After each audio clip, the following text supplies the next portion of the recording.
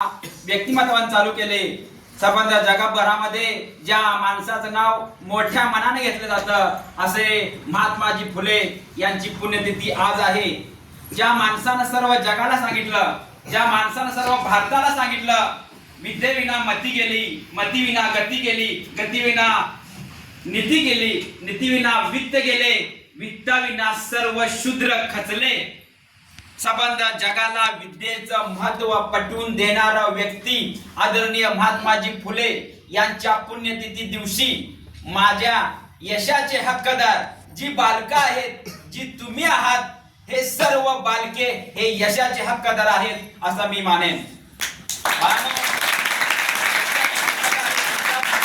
या ठिकाणी प्रकाशित होत आहे.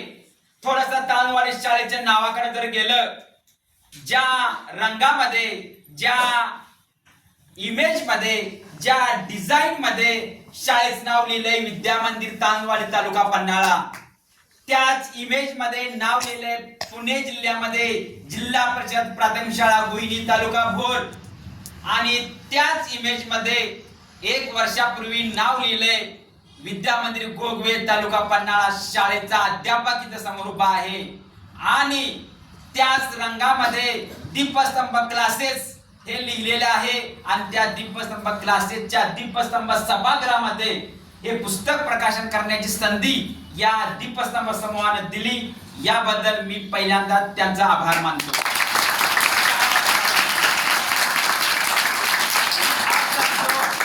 ज्या अमर परीक्षेने अनेक व्यासपीठ जिंकलेत, ज्या अमर परीक्षेने अनेक विद्यार्थ्यांना जाक लावला, मुलं प्रोत्साहित झालेत, त्याच दीपस्तंभ क्लासला आज एक छान असा डायस, की ज्या डायस नाही दीपस्तंभ क्लास मधली बालक उत्साहित होतील, प्रदान करतो.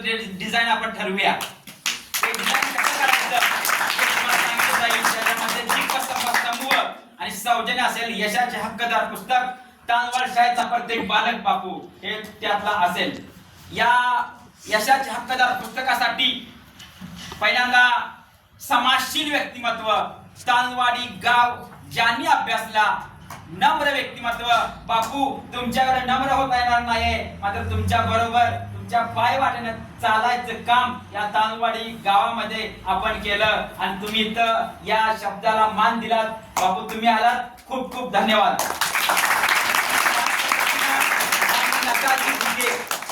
तांदवाडी गाव प्रेरित होत असताना ही दोन्ही माणसं या गावातल्या माणसांसाठी झटत आहेत, गावातल्या बालकांसाठी झटत आहेत.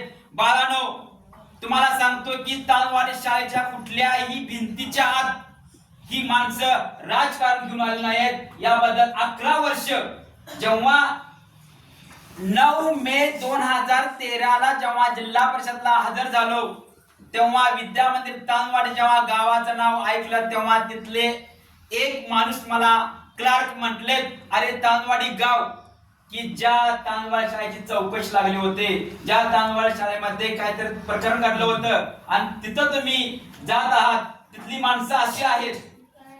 मी कुठल्या माणसाला बघितलेलं नाहीये, मी कुठल्या माणसाला अभ्यासलेला नाहीये. बाळांनो, तेव्हा त्या माणसाला एक वाक्य वापरलं, माणसांच्या बद्दल बोलायचा अधिकार फक्त आई वडिलांनाच आहे. तुम्ही कोण आहात?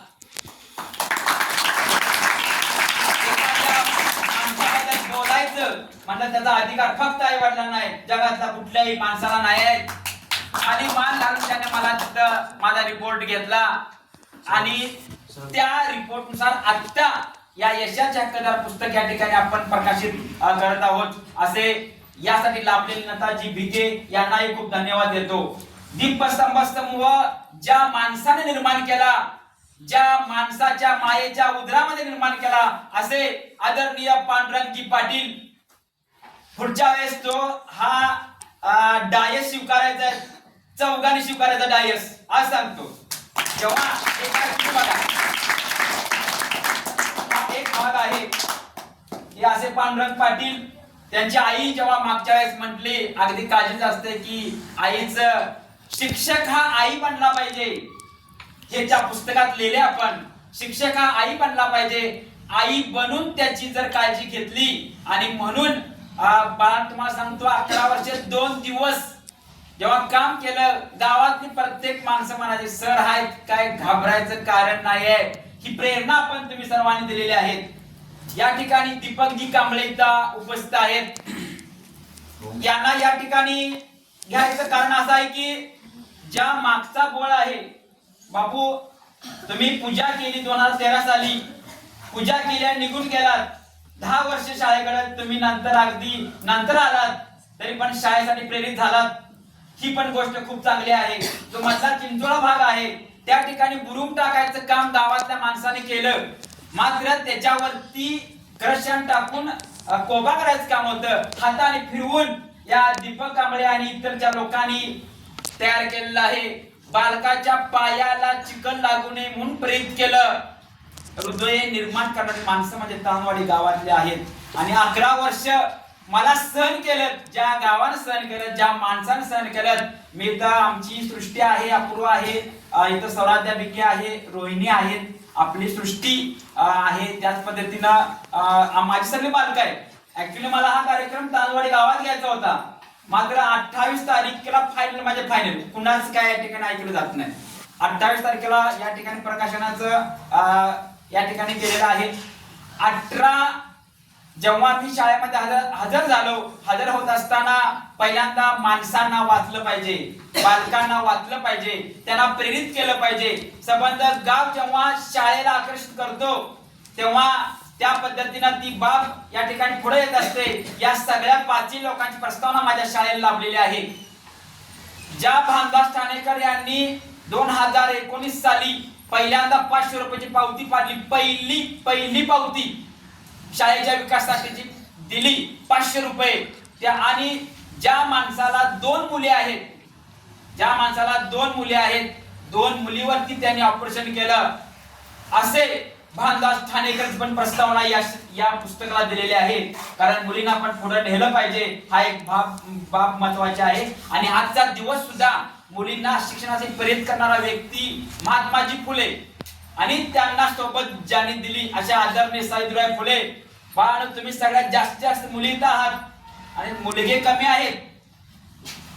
हे जे बसलाय ना तर सावित्रीबाई फुले यांची देणगी आहे. एखाद्या वेळेस आपल्याला अनेक वाक्य ऐकायला मिळतात, अनेक शब्द प्रयोग ऐकायला मिळतात, परंतु या सावित्रीबाई फुले यांनी शिक्षणाचा प्रसार होण्यासाठी खूप मोठं काम केलं. आणि तो दिवस आजचा या ठिकाणी आपल्याला या 28 नोव्हेंबर आहे हा खूप मी धन्यवाद मानतो.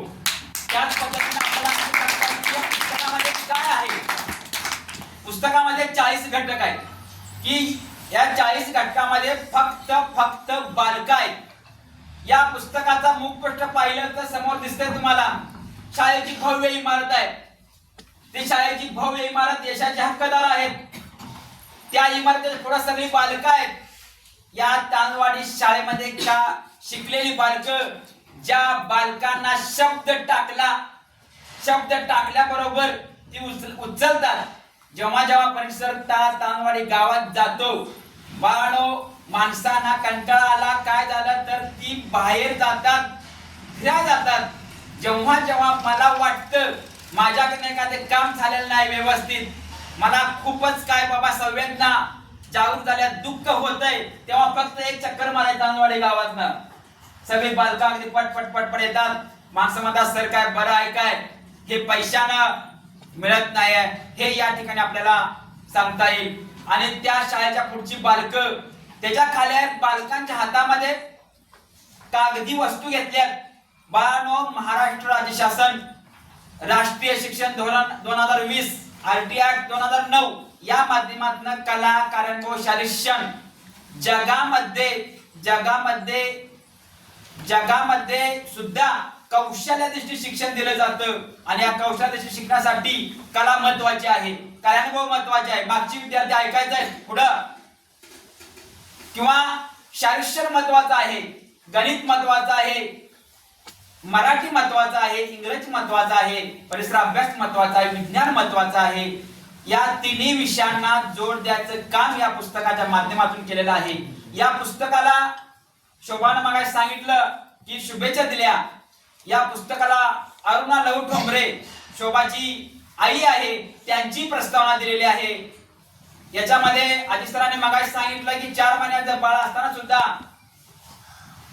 बाळांनो मी सांगतो 18 डिसेंबर 2019 ला तांदवाडी शाळेचं पहिलं रंगकाम, तब्बल 20 वर्षानंतरचं रंगकाम 15 ऑगस्ट 2019 ला मी या संबंध तांदवाडीकरांना आवाहन केलं की शाळा रंगकाम करायचा, निधी उपलब्ध करायचा आहे.